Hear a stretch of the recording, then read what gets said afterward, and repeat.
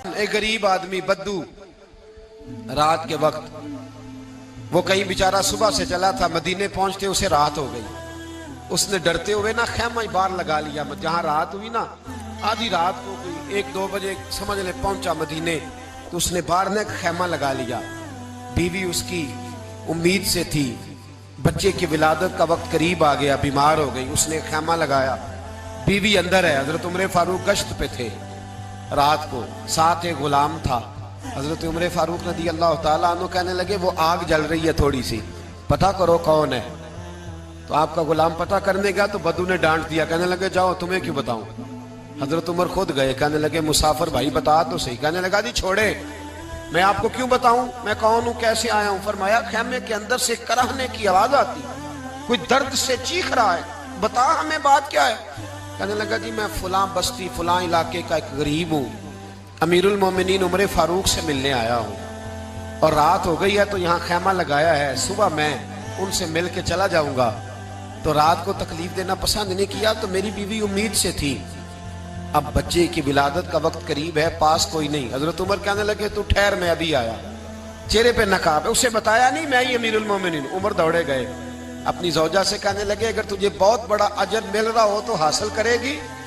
क्या करूंगी। तो कहने लगे चल फिर मेरे साथ, बहुत बड़ा अजर है।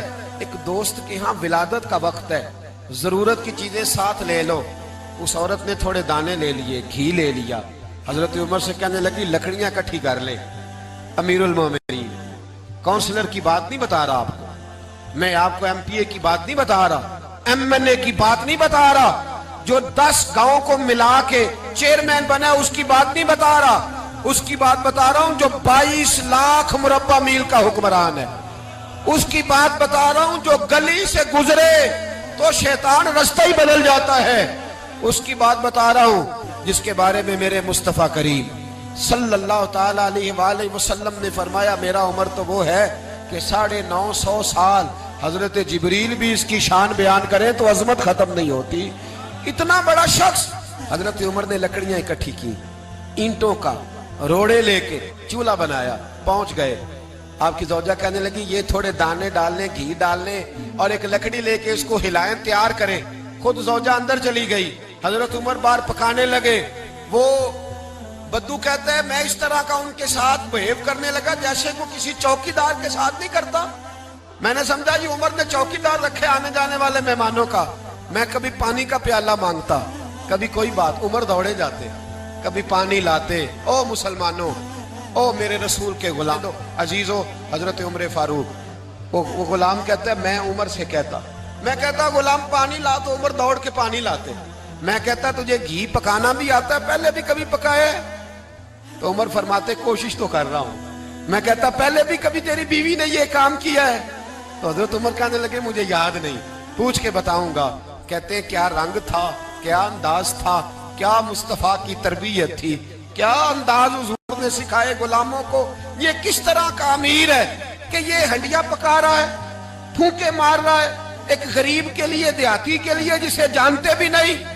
अंदर उस शख्स की बीवी के यहाँ बेटा पैदा हुआ तो हजरत उमर की बीवी अंदर से बोल के कहने लगी अमीरुल मोमिनीन मुबारक हो, आपके दोस्त के यहाँ बेटा पैदा हुआ है। जब कहा ना अमीरुल मोमिनीन मुबारक हो, तो वो शख्स कहता है मेरे हाथ कांपने लगे और मैं इस तरह दौड़ा कि मेरी पगड़ी गिर गई।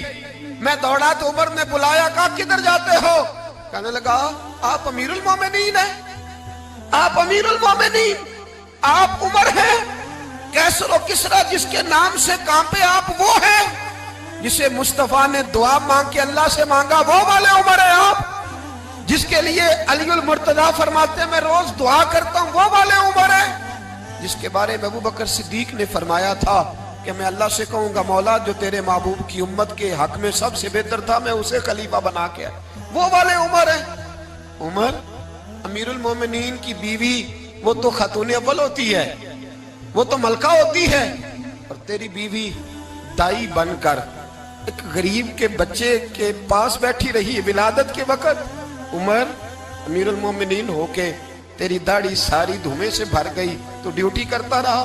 तो सैयदना उमर रो पड़े और उस बद्दू को सीने से लगा के कहने लगे तुझे पता नहीं तू कहां आया है?